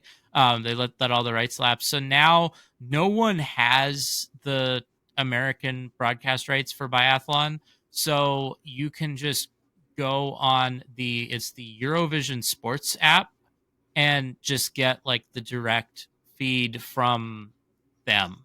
So they're basically any country that doesn't have their own broadcast deal for biathlon, you can watch that way. So I think Canada also, for our Canadian friends, I think they also, you can just go on the Eurovision Sports app, or on the Eurovision Sports website. You do have to make an account. I don't think it's Eurovision Sports. It is. Is it? It's like, yeah. It's like they have some sort of like subsidiary that does. Oh, that's wild. Okay, yeah, never mind. I thought you were talking about something else entirely. They do have a Eurovision Sports app. Cool. Yeah. So basically, that's where you go. So you can make a free account and then get the app, or go on the website and watch it that way. But some basics with biathlon, right? So you start every race in the stadium. And when I say stadium, it's basically like an area where there's a bunch of stands and a shooting range. It's not necessarily like a full built-up thing. The idea of having like a stadium for a Winter Olympics was always funny to me. Like, we're going to build this fancy new stadium for a Winter Olympics, where none of our events are stadium events. Yeah, so it's just like big stands. There's a shooting range. There's like some facilities there, but it's referred to as the stadium. So every race, you start in the stadium, then you go out and you ski a course that will be set. So you'll be skiing laps around the course. The laps, depending on what discipline you're racing, can range from 1.5 kilometers to 4 kilometers in length. So you go out, you ski a lap, and then every time you come back through the stadium, you have a shooting range, and you have to stop at the shooting range, and you shoot at 5 targets. They're 50 meters away. So to put that in perspective, that's about, if you were at midfield at the 50-yard line on a football field, you would be shooting into the end zone. So it's sort of like the length of a Hail Mary. There are 2 shooting positions: prone, which is like you're lying down, so you have a lot more control, and then standing up, where you have less control. So the prone target is 45 millimeters in diameter, and the standing targets are 115 millimeters in diameter. Millimeters, not centimeters. So how many is that in miles? So that's how many yards is that? That's less than 2 inches, 45 millimeters. Okay. Yes. Oh, I was definitely thinking centimeters. Never mind. Sorry. Yes. And then the other target, about 4.5 inches. Okay. Yeah. Nothing resembling Warren G. Hardin. No, the hard man was like, I mean, you know, we can stop. Just you know the measurement of rod. Well, it's because for Warren G's it's 1 rod. So if you had, yeah. I'm so mad right now. Well, in rod yeah, we trust. All right. Just imagine, right? Like, you're standing at midfield in a football stadium, right? And like your target is in the end zone, and it's that big. I mean, like, you talk about the accuracy that they have shooting the rifles. It's probably more than any quarterback. But while your heart is racing because you fucking cross country skied for right. So that's kilometers. the big thing is that every target you miss, you get penalized in some way. So depending on the discipline, you either have time added to your time, right? You have a time penalty. You could have a penalty loop where you have to, there's like, you ski around an extra loop. That's the amount of targets you missed before you go back out. We will punish you with more cardio. Oh my God. That's right. Or the other thing that can happen only in the relays, you actually have extra bullets that you have to manually load into your gun to like replace ones that you missed, which ends up costing you time because you have to do that whole process. I thought you were going to say it's like, oh, we're going to put one of your teammates out there, they have to hold the target in their hand or something. William Tell this. I wanted this to be more like Oregon Trail rules, where like we're taking bullets away. Now it will be hard. You've only shot 200 pounds worth of target. You can only bring back 20. Hey, Arthur, is it better to be a good skier or a good shooter in biathlon? Well, it's good to be good at both. But if you had to pick one, you're absolutely going to pick being a good skier, because you can be not a very good shot and maybe you get lucky and you hit your shots, right? Like, generally a good shooter is hitting like maybe 90% of their targets. An acceptable shooter is hitting somewhere in the 80s. If you're hitting in the 70s, then like, oh, that's a weakness for you. And below that, it's, not even you're going to really struggle. But let's say you're like a 75% shooter. You can do the math, right? If there is let's say it's one of the ones that you only have 10 shots. Some of those times you're going to hit all 10, right? Just like probabilities, right? So if you are a good skier and not as good of a shooter, like you will have opportunities. You'll have good days where the targets will go down for you. And then if you stop reverse, like you can be hitting all your targets, but you're just never going to have the speed to beat out someone who is maybe missing more targets, but is a much faster skier. Because the penalties, like they're penalties that can really affect you, but if you don't have that base level of ski speed, like you're going to be going up against someone who's just so much faster than you that they're going to ski off those penalties and beat you. One athlete I want to bring up here that's really interesting is the Anna Maria Lampitz. She's Slovenian, and she was a cross-country skier. She was like an Olympic caliber cross-country skier, had a career there, and then decided she wanted to come make the switch and do biathlon. And so she's the fastest skier on the women's side overall. There's nobody who's a faster skier than her. But she only hits 71% of her prone and only 59% of her standing targets. But if you do that math there, right, just with those probabilities, in the women's sprint, which only has the 2 shooting stages, so 10 targets, right, 5 prone, 5 standing, there's a 1% chance that she goes clear with those numbers. So, if she does that, she wins the race. But that's always something to watch for, is you can have a lot of unpredictability because of the nature of the shooting. So, there's some like cross-country skiing, you can know exactly who's going to win in a good number of races, just because if someone's really physically dominant, if they're really good, they can just go out there and do it. In biathlon, you have that added variability. Like you can never know, even when like the best of the best are at their peak, they will still get upset because just they'll miss a target and someone else won't, and that's how it goes. I would like to bring up something I found called the Biathlon Integrity Unit. Bum bum. The BIU? Yes, the BIU. Talking about things that are prohibited.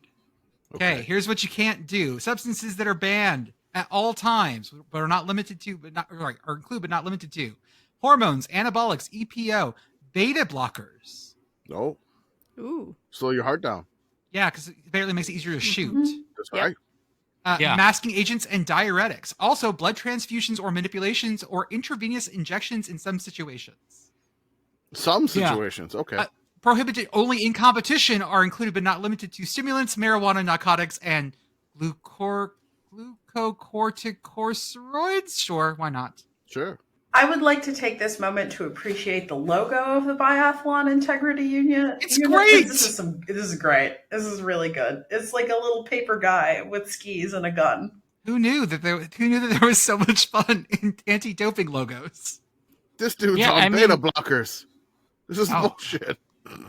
So the one thing I'll say, I want to talk about the countries, because this is all organized around countries, much like the Olympics. And that's actually something that's in biathlon. Everything is run through national teams, right? So on the tour, which is called the Biathlon World Cup, every single race they do, they're racing for a country, right? So there's no if you watch the Tour de France, for example, you'll see there are teams, right? Like you might have, I know the UAE team or something. Yeah, right. Like there used to be stuff like that. Like everything in biathlon is national team. Like your race, it's like the Norwegian team and the French team. And so one thing that's going to be interesting for the second year in a row is that there are going to be 2 teams missing that have been missing for going on 3 years now, or 2 full years. So they're going into their 3rd year missing in Russia and Belarus. That Russia would be a contender for taking some of these overall big medals, and Belarus would have been a contender to maybe not, have a lot of medals, but definitely win a medal here or there. And so they're not going to be there. When it comes to that means that there's a lot more room for countries that are still there to squeeze onto the podium.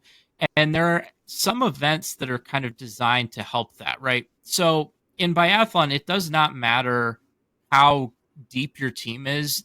There's limits on how, so you don't get to run a B team at the top level, right? Okay. Like some other sports, you might have like the Norwegian A team and then the Norwegian B team that is maybe coming in second because they're almost as good.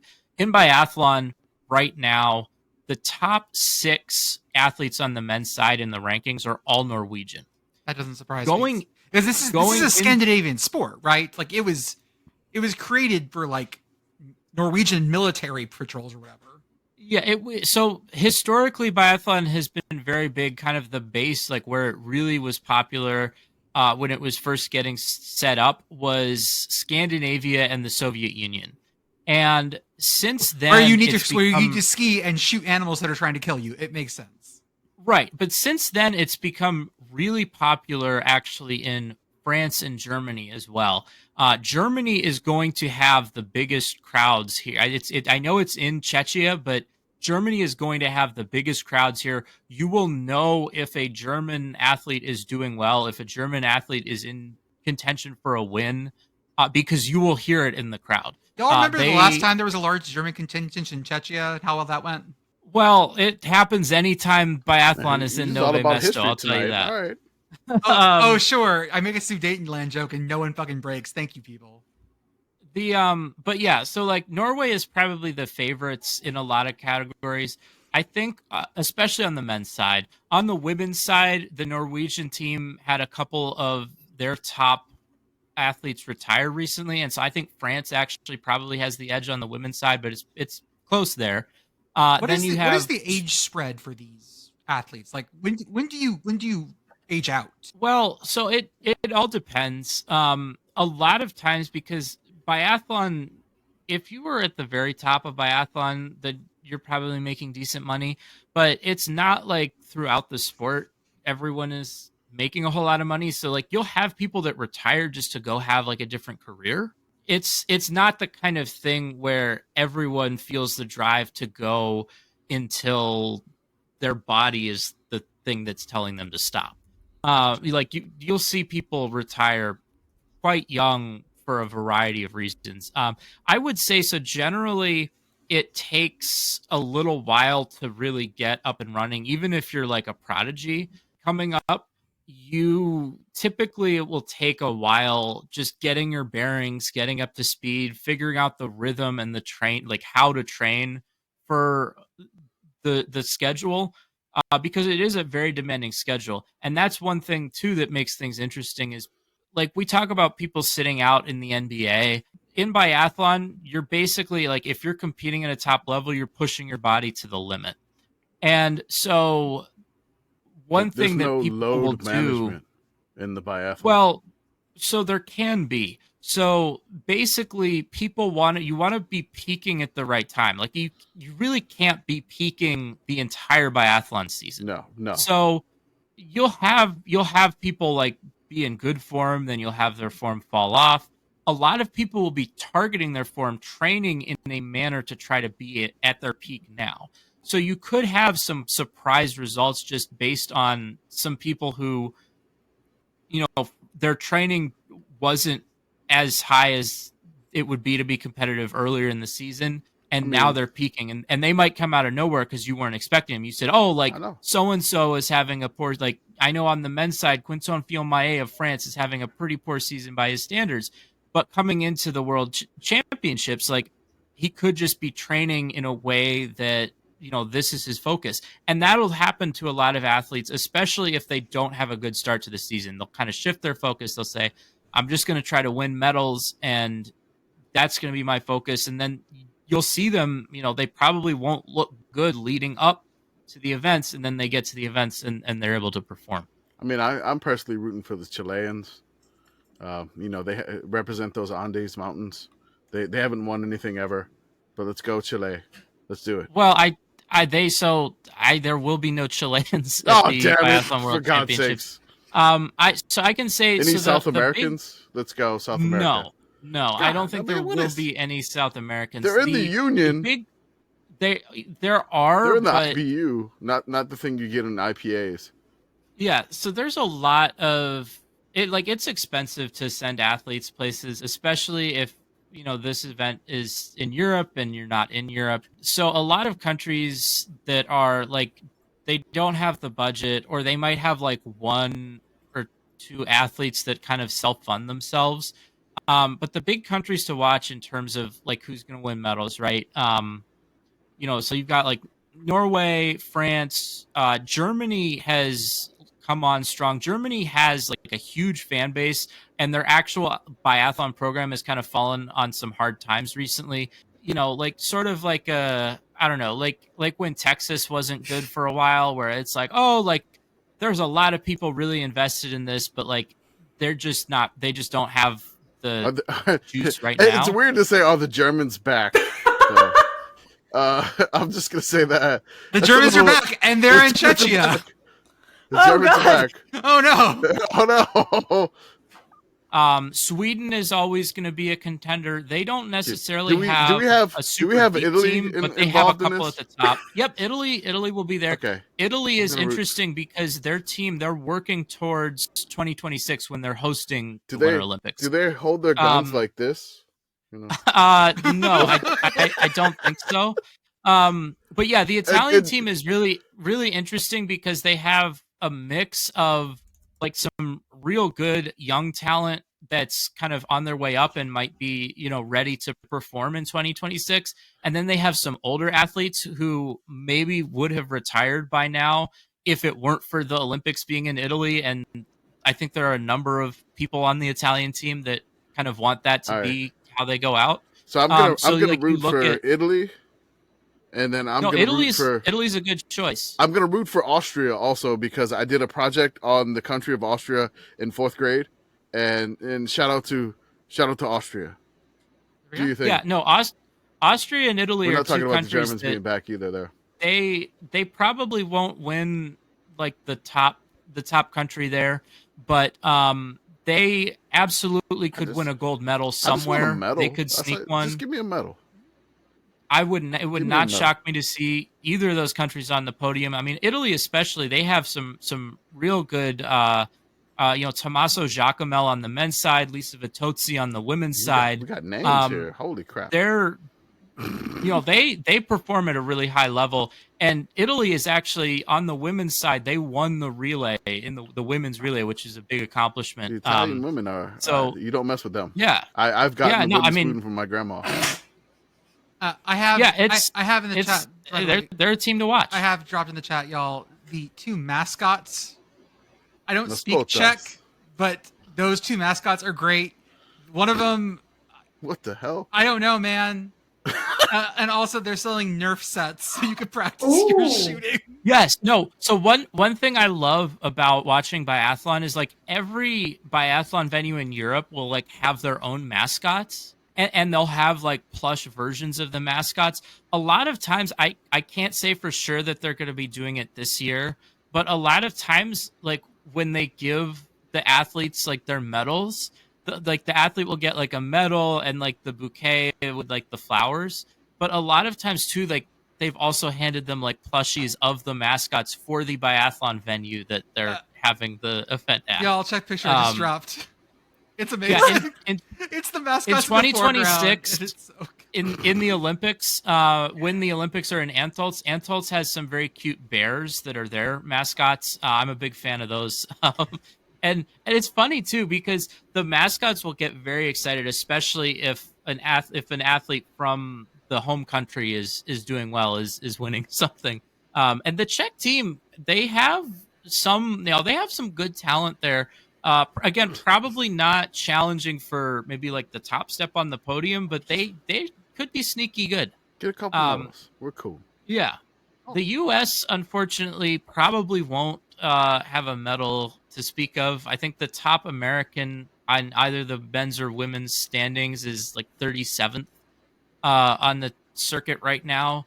I do want to mention that the woman who would have been the top American on the team is not competing this year, after some allegations made by her that the U.S. biathlon team did not do a good enough job combating sexual harassment on the tour. And there's some ongoing case there with Safe Sport. I don't fully have details, so I don't want to get too in depth on it and say some things that I don't know the full background on. But that is kind of a cloud hanging over the American team, and it would be good for them to just have like some solid finishes, even without forget about the podium, just kind of finish. So I'm just going to go through the schedule here. The first event is the mixed relay. That is on February 7th. So that will actually have happened by the time this episode comes out. The mixed relay is two men and 2 women.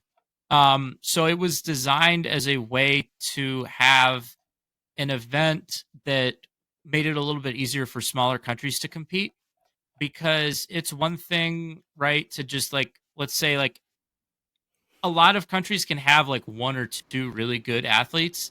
The typical biathlon relay takes 4 athletes. And so for a lot, it's just a lot harder for smaller countries to compete when you get down to like your 4th best man or your 4th best woman.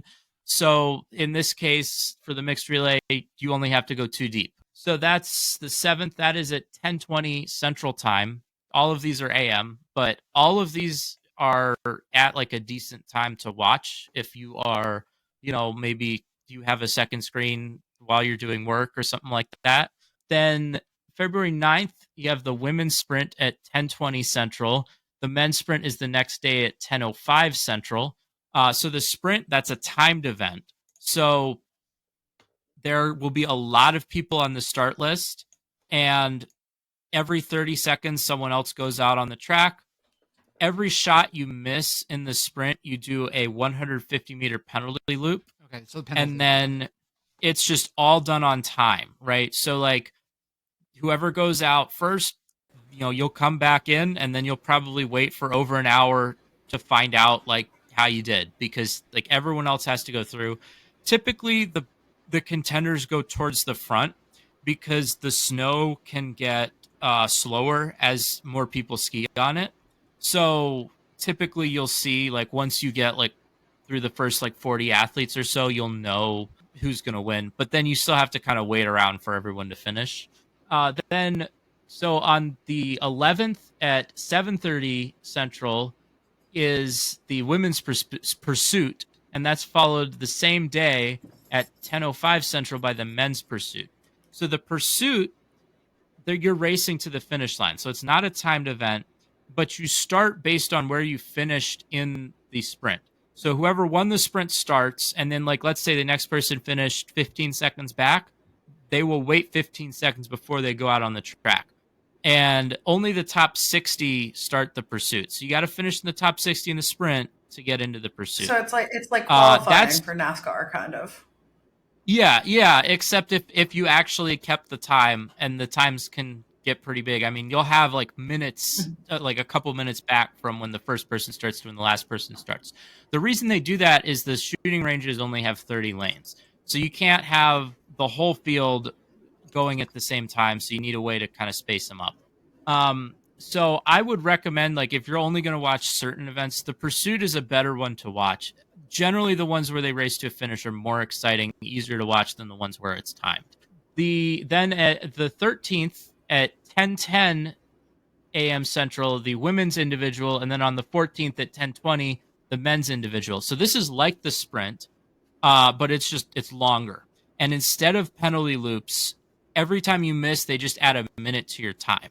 So what this ends up making the case is that shooting is really important in the individual, because a minute is much longer than it takes to ski the 150 meters. Like the 150 meter penalty loop, it takes like 20, 25 seconds.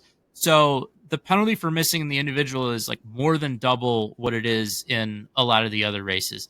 The reason that the individual, again, only does time penalties is because it goes back to when they were doing the paper targets. They didn't know in real time, so you couldn't ski it off right then and there.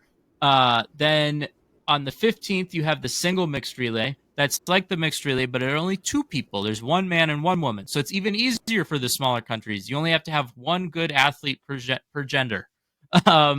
Then the 17th are the relays. So the women's relay at 6:45 a.m. Central, the men's relay at 9:30 a.m. Central. That's the one where there are 4 of them. And then the last day, probably the best event to watch if you are just checking it out. On the 18th, the women will do it at 7:15 a.m. Central. The men will do it at 9:30 a.m. Central. That's the mass start. So because there's only 30 lanes on the shooting range, you have the top 30, they go, and that is set by a combination of the standings in the IBU World Cup and the performances that you've done so far in the events. So even if you're like not very high up in the standings going in, if you have a really good performance in like the sprint or the individual, you can get a starting spot in the mass start. And the mass start, right, everyone starts at the same time and you finish at the same time. So that's pretty much, that's what you need to know going in, really, I think. But yeah, it's all on the Eurovision Sports app. And I would also recommend the Biathlon, like their actual website is super informative, has all the information on when the races are. And actually, if you go to the website or use their app, it will tell you all the start times in your time zone. So I didn't have to do any math there. I just opened the website and it already knew what time zone I was in and just told me everything I needed to know. You must have your location settings on. There you go. There you go. Okay. Commish, do you want to do a really fast best season? Yeah, I was going to try to do a best season of all time from the Substack, just to basically give you a sample of it. Can we give us a taste in 10 minutes? Yeah, I could try to do it as fast as possible since the biathlon was we're going to do a relay here, and I may or may not hit the target. We'll hit it and get a penalty lap or whatever's going on there. So first off, Commish, give us real fast, like, what is this project you're working on in the Substack? So basically on our Substack, we're doing the best season of all time for schools who stopped having a football team. I mean, typically the school is still like functioning as, they have basketball, they have other sports and everything. They just decided to no longer have football. And there's various reasons on why they no longer had football. Most of the time it's monetary reasons. Sometimes their team was not great. Other times there was like a giant war and that broke out in Germany and they were in Czechia again, I guess. I don't know, maybe. But there's a couple of different reasons where it happened, and then I wanted to highlight like their best team of all time before the program got shut down. So basically I and then maybe give you a little hint if there's an inkling that the program could come back, because there are some that are coming back from the dead slowly but surely. As we talked about Centenary earlier on the podcast, they did come back from the dead. After their glorious return, I think they went away in World War II and they came back. So they're back after a big absence. So I've done 5 so far. I'm actually working on another one for another school right now, which maybe I'll have it out this weekend or Friday, or I'm aiming for next week because I don't necessarily know how crazy it's going to be. But I've done 5 so far. Is there any particular one that you'd want to go through? I'll let you all choose. I've started with Evansville, the Aces, the Purple Aces, Vermont, Portland, the Pilots, Long Beach State, and Marquette, the one that I just did recently last week on Friday. I mean, I'd love to hear Vermont. You'd love to hear all about Vermont. Vermont feels thematically appropriate given the amount of time we spent talking about BC on this episode. I think so. So let's go with Vermont. I'm going to just go ahead and just do this really quick because I know we're under the gun due to biathlon. So, hey, yeah. All right. So basically, I'm going to give you what I've done in these posts is I give you like a brief history of the Vermont Catamounts team. The school's first football team was fielded in 1886. Vermont was independent for the majority of its history until joining its one and only ever conference, the Yankee Conference, which I wrote about that. Hello, Yankee Conference. Their best records as an independent were in 1922. They were 6-3. 1923, they were 6-3-1. And the tie in 1923 was against Boston College. Hey, who finished 7-1-1 that year. They did have an undefeated season in 1897 where they finished 3-0-2. In 1909, they finished 3-3-3. And the only reason I mentioned it because that was very fun for me. It was very balanced. They were 3-3-3. 3-3-3 is really impressively balanced. Yeah, I mean 9 games, 3 ties, 3 wins. It's great. 3 losses too, whatever. Vermont began in the Yankee Conference in 1947. They were in a conference with Yukon, Maine, UMass, New Hampshire, and Rhode Island. Although they played UMass and New Hampshire in the first season, they didn't play Maine until 1950. Rhode Island until 1955. Same conference. 8 years they still hadn't played each other. Yeah, these that super was conferences. bullshit. Yeah, right. Yukon. And they didn't play them until 1966. Nearly 20 years in the same conference, they did not play Yukon. It was incredible. So Vermont's winning percentage in the Yankee Conference was just not great. It was not going well. In their history in the Yankee Conference, they were 27, 66, and 2. Their winning percentage was 295. Just not great. And when the Yankee Conference went away, their worst streak was against UMass. They were 3-18-1 against UMass. They had lost 15 in a row to them.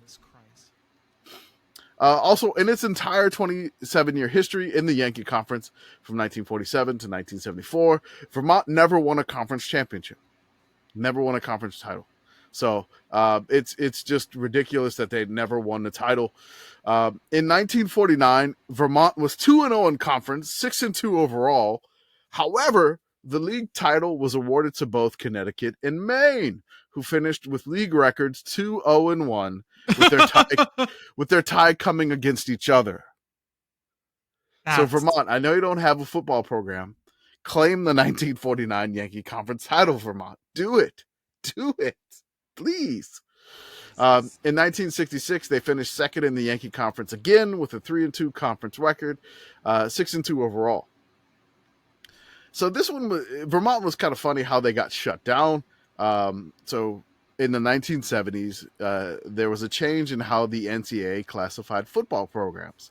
In 1973, the old college division, what Vermont was in along with the Yankee Conference, was replaced by NCAA Division II for minor programs that offer athletic scholarships, NCAA Division III for those without scholarships. So the Yankee Conference programs were all placed in Division II at the time. So basically, Vermont was forced up to Division II in 1973. Then in 1974, a year later, university officials decided to eliminate football from Vermont's sports budget. The team had been wallowing in mediocrity, which, I mean, in the Yankee Conference, again, a 29% winning percentage. That's rough, buddy. That's really bad. I don't know about mediocrity there. You can say that. Yeah, you could say that. Yeah, and regularly they were competing against smaller Division II and Division III opponents. Some said, when they decided to, shut down the football program, they said, quote, "At the time, it seemed like the right, albeit painful thing to do." Oh God! It's like, hey, we're not great. We haven't won a conference title ever, even though claim 1949. Claim it. And I don't know if we're going to get any better. And of course, there's budget issues, the reclassification issues. The team wasn't necessarily good. So I can kind of get the logic of them shutting their program down. So also, if they didn't shut it down in 1974, moving up to Division I AA, which is now FCS, like the entire Yankee Conference did in 1978, Vermont was probably going to shut down then too. So if they survived the Division 2 and then them bumping to like Division 1, I kind of feel like it would have shut down 4 years later if it didn't happen in 74. No. Catamounts. I love Burlington. It's a great college town. It's a some of the great best town. spa I've ever had. Like, yeah. So really, what I want to just do here is just go over their best team of all time. So only one time in their history that they ever got above 6 wins in a season, which was the 1964 Vermont Catamounts. There we go. Why are all these weird things happening in the 50s and 60s? I feel like that's all we're covering recently. I don't know. It's a time of transition. It was crazy. They've went 7-1. They finished second in the Yankee Conference. The Vermont Catamounts, which I think I have like the photos of their uniforms. I'll go ahead and I'll just throw that in there in the chat and everything like that. Those are great. Those are great fucking uniforms. I love them. Ooh, like the solid V on the sleeves on the green. Like I love that. And they had like the cat on the helmet. Yeah. Yes. Like, fucking amazing. Just phenomenal. So they were coached by Bob Clifford, who was likely the best coach in Vermont football history. He was 37, 29, and 1 overall. His record inside the Yankee Conference, you remember I told you they had a 29% winning percentage in the Yankee Conference? He was 15 and 20 and 1 in the Yankee Conference. You know what? Not bad. Not fucking bad. I mean, it's above 29%, right? Mm-hmm. So he kind of reminded me of, like looking at him, he kind of reminded me of the guy from like, I don't know, Necessary Roughness, like Robert Loggia. Like he kind of reminds me of him. Like if you look at him, it's a little bit of that actor in Over the Top. There's the old timey Robert Loggia. You gotta love him. So I threw his record in there. The 1964 season was a historic one as they set a school record by winning their first 6 games of the season. Hell yeah. They had never done that before. The best start to them was in 1899 when they won their first 4 games of the year. So you're looking at like 65 years later, you're finally winning more than 4 games to start the year. So Vermont, yeah, I understand. I'm just going to go over their schedule a little bit here. So they beat American International 14-6. D2 school now. D2 school. They beat Worcester Polytechnic Institute. Hell yeah, engineers. Yeah, 41-6. Woo. The attendance in that game in Worcester, Mass, was 2,500. It's Worcester. Yeah, Worcester. Yeah, New England Worcester, listeners Worcester. will flame you for that one, Commish. What about so it's not like Worcestershire sauce? It's Worcester. Worcester. Okay. Worcester. Worcester. Worcestershire. The next game was one of their rivalry games. It was against Maine, the big one, one of the big ones that they had. And after their first 2 wins, it took them down. They hadn't defeated the Maine Black Bears in 13 years. They were able to pull off the victory 14-7, according to the newspapers. The newspapers said that Vermont hadn't won their first game against Maine since like the Dark Ages. Jesus Christ. Just ridiculous. The weird thing about this one here is like there's a photo in the aerial yearbook of Vermont. Coach Clifford is presented with the game ball with the score on the ball saying that they beat Maine 14-6.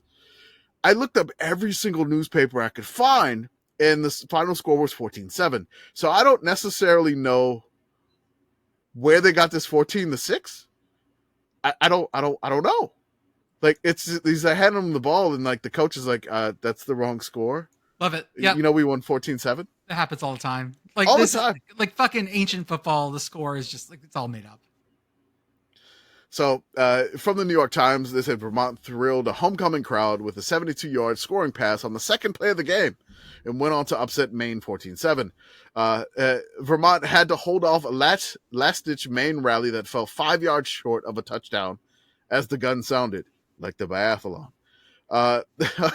A goal line stand for the Catamounts. We need more of that. It's not a starter pistol.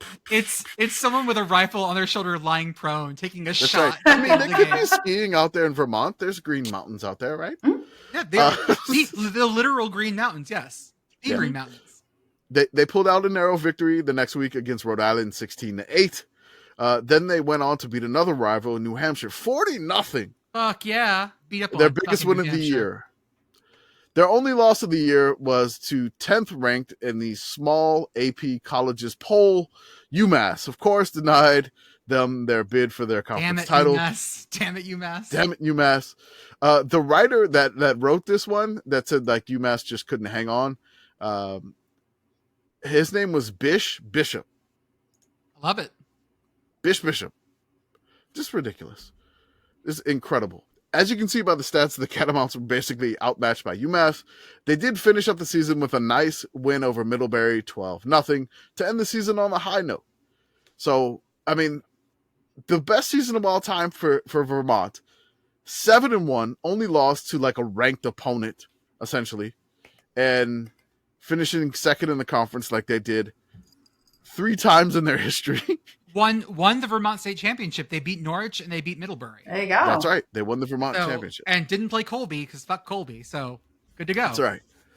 So on these Substacks, right. I fucking said it. Fuck Colby. That's right. Do it. Say it. Fuck Say Colby. it. New Englander, Jordan.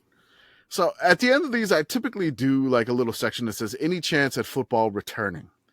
So technically football's back at the University of Vermont, but it's in like the club fashion. So it returned in 2007. There was a quote from like an article from the New York Times that said that statement should send tremors through your mother's preserves. What the fuck? After more than 3 decades without one of America's most popular collegiate sports at Vermont, basically, football returns to Vermont by Chuck Clarino. I do want to give a shout out to the late great Buddy Tevens here. When Vermont wanted to start their club football back up, he donated a bunch of pads and like gear and everything like that to allow the club football team to come back to Vermont. Got the right colors already. I mean, technically there's some green there. So for the first time since 1974, the University of Vermont student athletes will don the green and gold uniforms and represent the college on the gridiron. So it's a club football team. It was in the Northeast Independent Football League, and their conference was called the Yankee Conference. So it was kind of back in some weird form. Their last season that I was able to find, that was in 2022 when they finished 0-2 in conference and 1-3 overall. I'm not sure why they didn't play in 2023. I could not find much information, but I do hope that they are still back. It would really be nice to see them in FCS again, maybe in the CAA. With all those teams? No fucking more teams in the CAA. We're going to have 18 fucking Put teams. them in the NEC or whatever. Do that. God. Do that. But again, after like a year of toil and sweat, they were able to play the game again. I'll leave you with that New York Times article. But that's what I've been doing on the Substack. Subscribe. I got another one coming, which is going to be something way out northwest. And then I got a few others brewing, but it's fun. I don't necessarily have that behind the paywall, and it's just fun to research in all these crazy teams in their histories. Because, I mean, really, the 1964 team was kind of legendary for Vermont in their history because they're really, Vermont football, not necessarily too great history-wise, I would say. There we go. Thank you, Commish. Thank you, Arthur, for catching us up on new sports. Anyone else have anything for the rest of the order? Folks, that's what we got for today. Enjoy your superb owl, and we will see you. Actually, I guess we'll record during it. I don't know. I think it should be over by the time we start recording.